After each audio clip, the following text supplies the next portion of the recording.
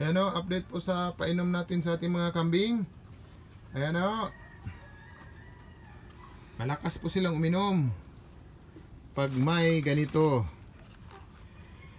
King's Vita Plus lang ho sa kalam, Animal Feed Supplement Performance Enhancer. Yan ho, maliban po sa mga damo na binibigay natin, binibigyan din natin sila ng extra pang pampalakas ng katawan ho. Ihalo lang po natin sa tubig na may darak o may tahop, tsaka lagyan ng konting asin, at syempre yung ating King's Vita Plus. Tingnan nyo naman ho ang aking mga babaeng kambing ho. Bagong walay ho sila pero matataba ho. Ayan, malakas uminom. Ayan na yun. Kahapon kakapanganak lang. Isa lang anak, lalaki.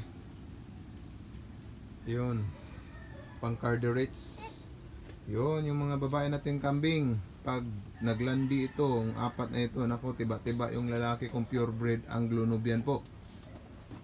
Ito, manganganak din ito sa katapusan ngayong January.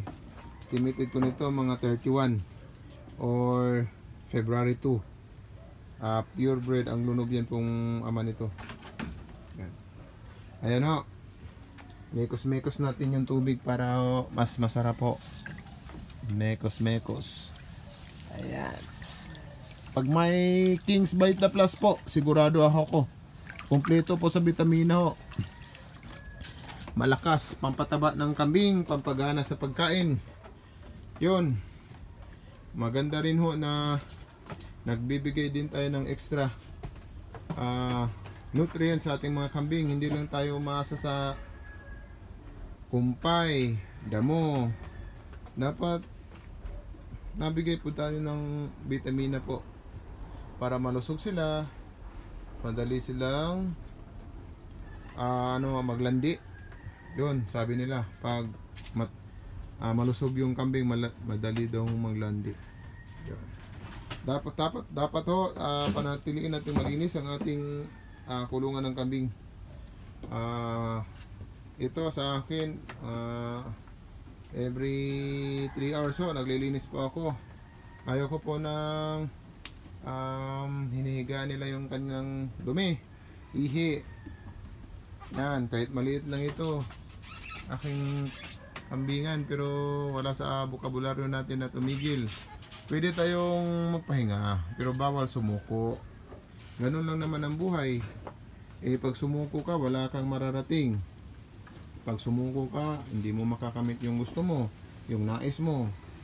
Ganun lang naman ho. Bawal sumuko sa pagkakambing. Plano ko pa naman, pag nagretiro ako sa pagtatrabaho, is ito yung siguradong pupuntahan at aalagaan ko. Meron din ho tayong maraming pabo, manok. Meron tayong mga native crossbreed na Black Astrolorp ho, meron tayong pabo na nangingitlog na pang ihaw. Ang lechoning pabo meron ho. Meron din tayong baka. Farming po talaga yung hilig ko. Farming ho.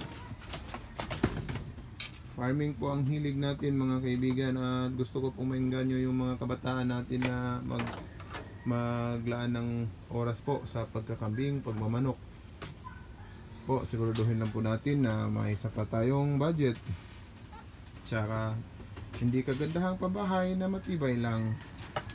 Yun ay sapat na. Tsaka bawal sumuko sa pagkakambing. Sipagan lang natin pagkuha ng kumpay, sipagan natin maglinis sa kanilang pabahay, sipagan natin magbigay ng masustansyang inumin. Sa ngayon is yung pagsisikap mo ay magbubunga rin sa bandang huli. Yun lang ho. Ang nakakalungkot nga lang ho is kakaumpisa lang natin ho, pero maliit lang yung subscribers natin ho. Hindi nga umabot ng 1K yung subscribers ko. Kahit anong gawin kong pagbibideo, ano naman talaga, mabagal yung subscribers. So yan lang ho, yan yung update. Dapat ho, meron po tayong King's Vita Plus ho, suporta po sa mga ating mga alagang kambing.